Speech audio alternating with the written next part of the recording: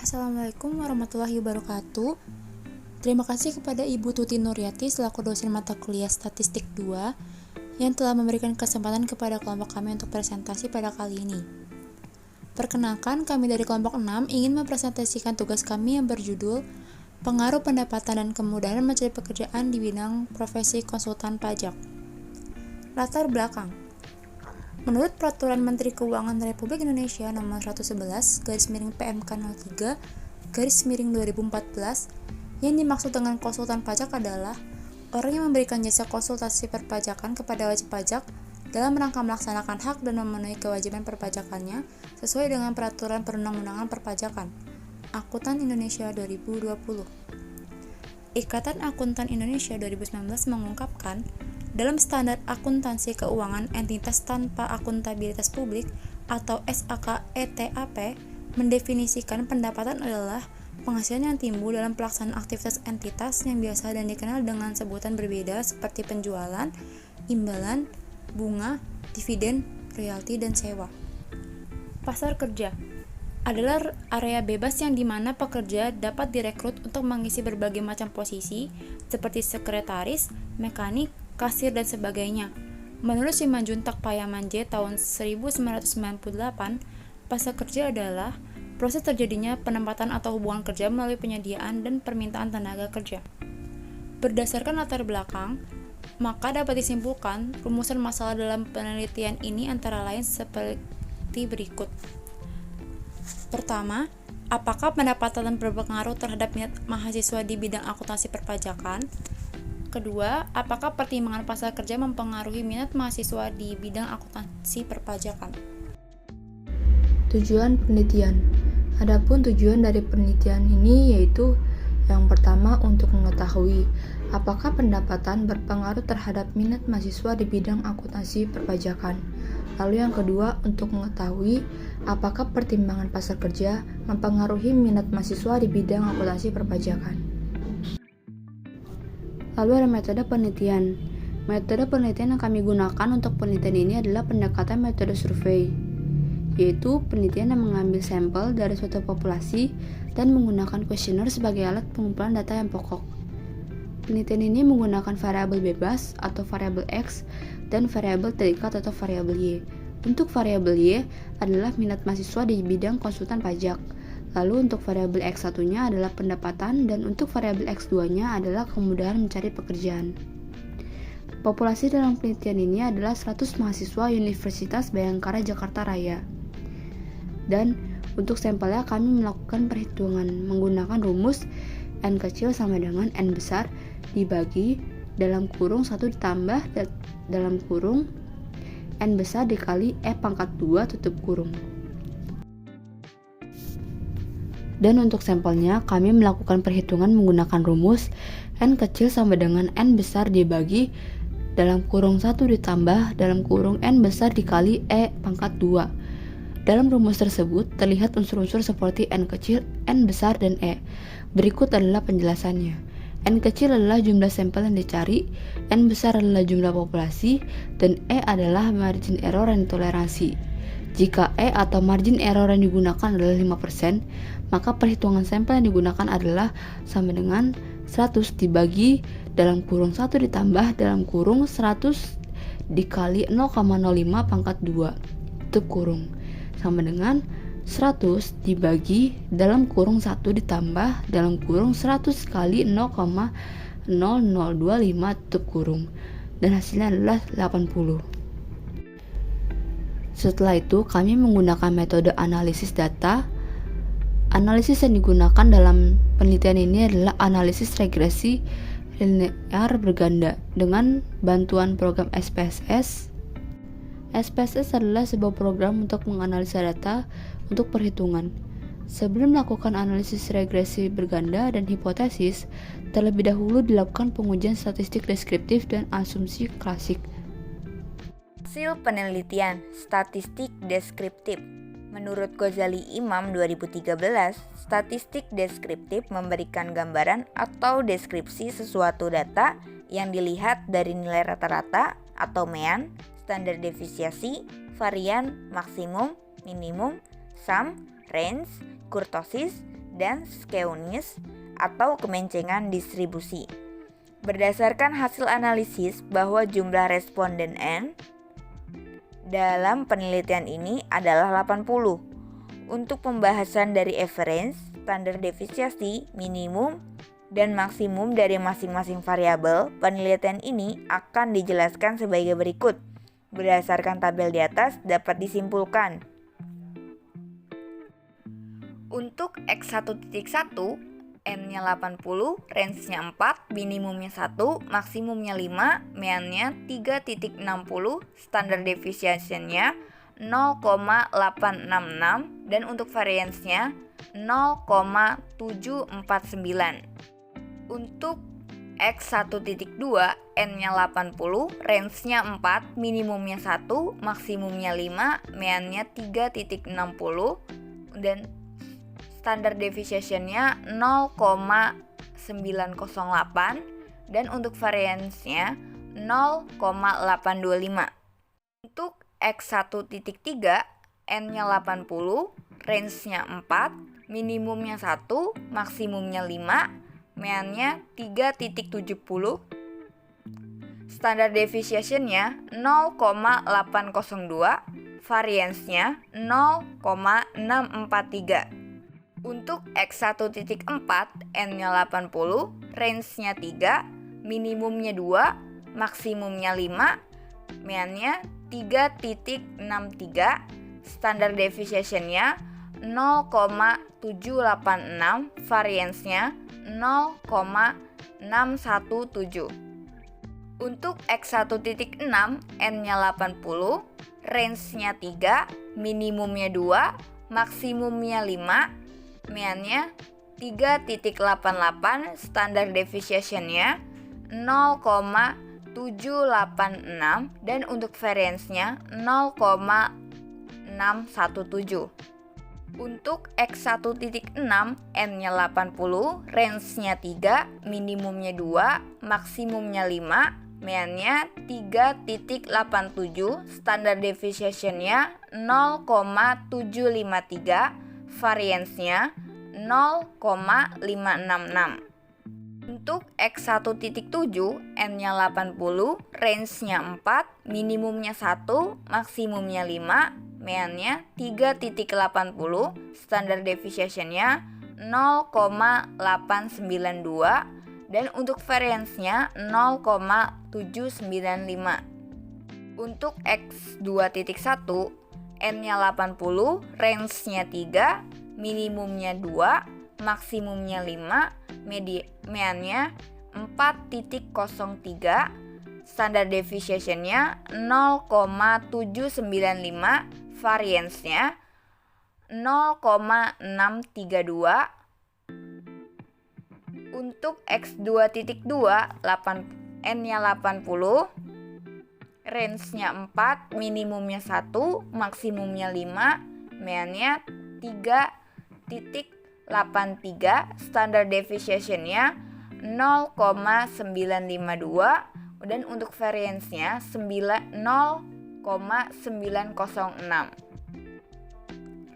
Untuk X2.3, N-nya 80, range-nya 4, minimumnya 1, maksimumnya 5, mean-nya 4.45, standar deviation-nya 0.745, dan untuk variance-nya 0.554. Untuk X2.4, N-nya 80, range-nya 4, minimumnya 1, maksimumnya 5, mean-nya 4.56, standar deviation-nya 0,709, dan untuk variance-nya 0.502. Untuk X2.5, N-nya 5, range-nya 4, minimumnya 1, maksimumnya 5, mean-nya 3.84, standar deviation-nya 0.818, dan untuk variance-nya 0.669.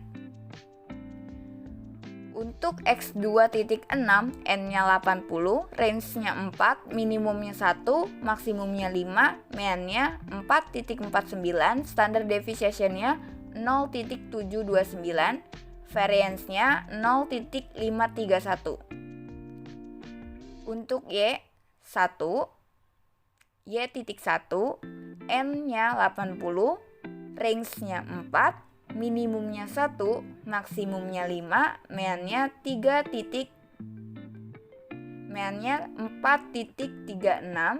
standard deviation-nya 0.799, variance-nya 0.639. Untuk Y.2, N-nya 80, range-nya 4, minimumnya 1, maksimumnya 5, mean-nya 4.31, standard deviation-nya 0.836, dan untuk variance-nya 0.699. Untuk Y.3, N-nya 80, range-nya 4, minimumnya 1, maksimumnya 5, mean-nya 4.30, standard deviation-nya 0.770, dan untuk variance-nya 0.592. Untuk Y.4, N-nya 80, range-nya 4, minimumnya 1, maksimumnya 5, mean-nya 4.09, standard deviation-nya 0.799, variance-nya 0.638. Dan untuk Y.5, N-nya 80, range-nya 3, minimumnya 2, maksimumnya 5, mean-nya 3.94, dan standard deviation-nya 0.919, dan untuk variance-nya 0.844.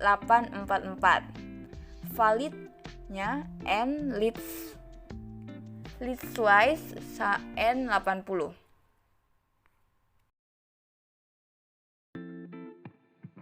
Uji validitas. Dalam pengujian validitas terhadap kuesioner dibedakan menjadi dua, yaitu validitas faktor dan validitas item.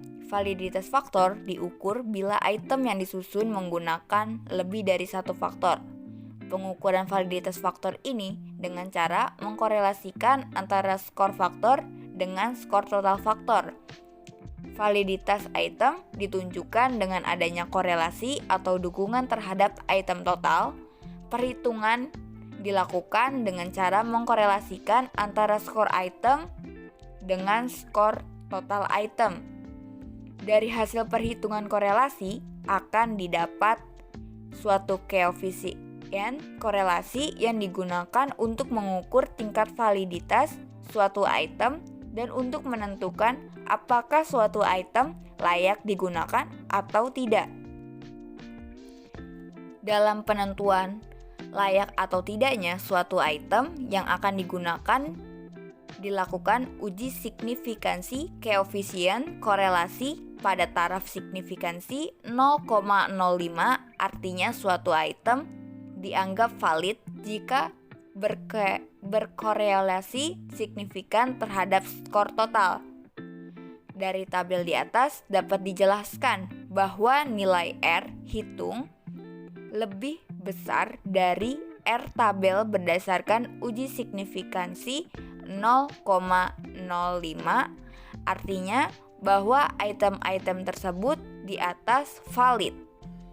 Uji reliabilitas. Uji reliabilitas adalah tes yang digunakan untuk mengukur kuesioner adalah indikator variabel. Beberapa sebuah survei dianggap andal atau dapat dipercaya jika jawaban atas pertanyaan konsisten atau stabil dari waktu ke waktu. Metode Cronbach alpha digunakan dalam pengukuran. Jika nilai Cronbach alpha lebih dari 0,6, maka variabel pernyataan disebut handal, dan sebaliknya jika Cronbach di bawah 0,6, maka variabel tersebut disebut kurang dapat dihandalkan. Berdasarkan tabel di atas, terlihat bahwa nilai yang ditunjukkan dalam alpha Cronbach dari semua variabel memiliki nilai Cronbach alpha lebih dari 0,6, sehingga dapat ditarik sebuah kesimpulan bahwa pertanyaan dalam kuesioner yang digunakan dalam penelitian ini reliable, karena yang artinya pertanyaan variabel dikatakan konsisten dari instrumen penelitian.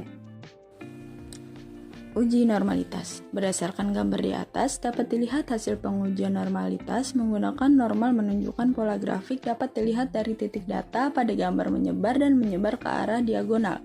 Oleh karena itu, dapat dilihat bahwa data yang tersisa mendistribusi normal. Pengujian normalitas data residual juga dapat dilakukan dengan menggunakan uji statistik Kolmogorov-Smirnov untuk menguji normalitas data. Selesai menggunakan default, jika nilai signifikan lebih dari 0,05, maka dapat dikatakan data residual berdistribusi normal. Berdasarkan diagram pivot normal, terlihat bahwa model regresi dapat diterapkan dalam penelitian ini dan memenuhi asumsi normalitas. Uji multikolonialitas. Pada uji multikolonialitas dari nilai VIF, yaitu Variance Inflation Factor, dan toleransi regresi yang bebas dari masalah multikolonialitas adalah ketika nilai VIF kurang dari 10 atau lebih dari 0,10, berarti tidak ada multikolonialitas intrinsik dalam penelitian ini. Dan sebaliknya, ketika VIF lebih dari 10 dan nilai toleransi kurang dari 0,10, berarti karena itu multikolonialitas hadir dalam penelitian ini. Berdasarkan pada tabel tersebut, Anda dapat melakukannya terlihat bahwa semua variabel bebas yaitu pendapatan dan kemudahan mencari pekerjaan memiliki nilai VIF kurang dari 10. Untuk menarik kesimpulan, di sini tidak ada masalah multikolonialitas dalam penelitian ini. Uji heterokedastisitas. Berdasarkan gambar di atas, grafik dari scatter plot terlihat bahwa data pada sumbu Y tersebar di atas dan di bawah 0, serta tidak ada pola yang jelas dalam sebaran datanya, sehingga menunjukkan bahwa tidak terjadi heterokedastisitas berdasarkan model persamaan regresi penelitian ini. Maka dapat disimpulkan bahwa model regresi dapat digunakan untuk memprediksi minat mahasiswa di bidang profesi konsultan pajak berdasarkan pendapatan dan kemudahan mencari pekerjaannya. Lalu ada uji koefisiensi determinasi R2. Berikut ini adalah tabel yang menjelaskan mengenai hasil dari uji koefisiensi determinasi R2. Berdasarkan tabel di atas, terlihat hasil uji koefisiensi determinasi R2 0,611 atau 61,1%, yang menunjukkan kemampuan variabel X untuk menjelaskan besarnya variasi pada variabel Y. Minat mahasiswa di bidang profesi konsultan pajak 61,1%, sedangkan sisanya 38,9% dijelaskan oleh variabel lain yang tidak dimasukkan dalam penelitian ini. Pengaruh variabel pendapatan dan kemudahan mencari pekerjaan dapat disimpulkan terhadap minat mahasiswa di bidang profesi konsultan pajak, yaitu 61,1% dan sisanya 38,9%. Hal ini menunjukkan bahwa model regresi dapat digunakan karena sebagian besar variabel terikat. Lalu untuk uji T, jika nilai SIK kurang dari 0,05 atau T hitung lebih dari T tabel, maka terdapat pengaruh variabel X terhadap variabel Y. Dan juga sebaliknya, jika nilai SIK lebih dari 0,05 atau T hitung kurang dari T tabel, maka tidak terdapat pengaruh terhadap variabel Y. Berikut ini adalah hasil dari uji variabel independen pendapatan X1, kemudian mencari pekerjaan X2 terhadap variabel dependen, minat mahasiswa di bidang profesi konsultan pajak, yaitu Y-nya. Berdasarkan hasil dari analisa, maka dapat dijabarkan sebagai berikut. Yang pertama, hasil dari uji T atau uji hipotesis 1 menunjukkan bahwa nilai signifikasi dari variabel pendapatan adalah 0,967 dengan nilai T hitung sebesar minus 0,042 lebih kecil dibanding T tabel 1,991.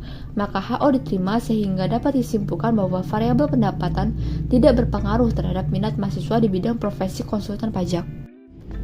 Yang kedua, hasil uji T atau hipotesis 2 menunjukkan bahwa nilai signifikasi dari variabel kemudahan mencari pekerjaan adalah 0,000 dengan nilai T hitung 8,785 lebih besar dibanding 1,991. Maka HO ditolak, yang artinya ada pengaruh antar variabel kemudahan mencari pekerjaan terhadap minat mahasiswa di bidang profesi konsultan pajak. F. Berdasarkan tabel di atas, dapat dilihat bahwa hasil uji F menunjukkan nilai F hitung sebesar 60,362 lebih besar dari F tabel sebesar 3,12 dengan nilai signifikansi 0,00 lebih kecil dari 0,05. Sehingga dapat disimpulkan bahwa variabel independen berpengaruh secara simultan terhadap variabel dependen. Artinya, setiap perubahan yang terjadi terhadap variabel independen, yaitu pendapatan dan kemudahan mencari pekerjaan, secara bersama-sama akan berpengaruh pada minat mahasiswa di bidang profesi konsultan pajak secara signifikan.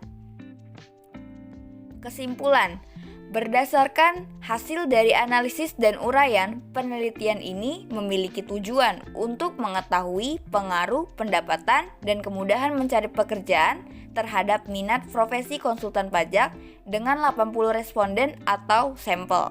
Maka dapat ditarik kesimpulan sebagai berikut. Kesatu, yang pertama, bahwa dengan adanya gaji, bonus, serta tunjangan yang lainnya dapat mempengaruhi seseorang untuk dapat bertahan terhadap pekerjaannya di bidang profesi konsultan pajak karena adanya jaminan pendapatan yang sesuai dengan keinginan serta menambah semangat dan kegairahan pada pekerjaannya. Yang kedua, adanya harapan untuk memperoleh asuransi kesehatan dapat mempengaruhi seseorang untuk bekerja di bidang profesi konsultan pajak. Hal ini karena adanya jaminan keamanan dalam pekerjaan seseorang sehingga dalam bekerja terdapat rasa aman dan terjaga. Yang ketiga, kemudahan mencari pekerjaan dapat mempengaruhi akses dengan dunia bisnis serta memperluas akses pengetahuan perpajakan. Lapangan pekerjaan yang mudah diketahui juga dapat berpengaruh terhadap kemudahan mencari pekerjaan. Hal ini dikarenakan pasar kerja yang jelas. Yang keempat, perasaan yang senang, kesadaran, serta kemauan dapat mempengaruhi minat seseorang sebagai konsultan pajak. Hal ini dikarenakan tidak adanya unsur pemaksaan terhadap karir yang dipilih. Yang kelima, adanya permintaan pekerjaan yang tinggi di bidang profesi konsultan pajak tidak mempengaruhi mahasiswa untuk tidak memilih pekerjaan tersebut. Pasalnya, profesi ini sangat diminati sehingga banyaknya timbul persaingan yang cukup sulit. Saran untuk penelitian selanjutnya agar dapat menambahkan variabel untuk dapat meneliti sejauh mana faktor tersebut dapat mempengaruhi mahasiswa untuk dapat memilih profesi di bidang konsultan pajak. Penelitian selanjutnya juga dapat menambahkan pendapat responden untuk membandingkan pendapat mahasiswa tidak hanya di lingkup Universitas Bhayangkara Jakarta Raya, melainkan di universitas lain baik negeri maupun swasta yang memilih penjurusan di dalam bidang profesi konsultan pajak.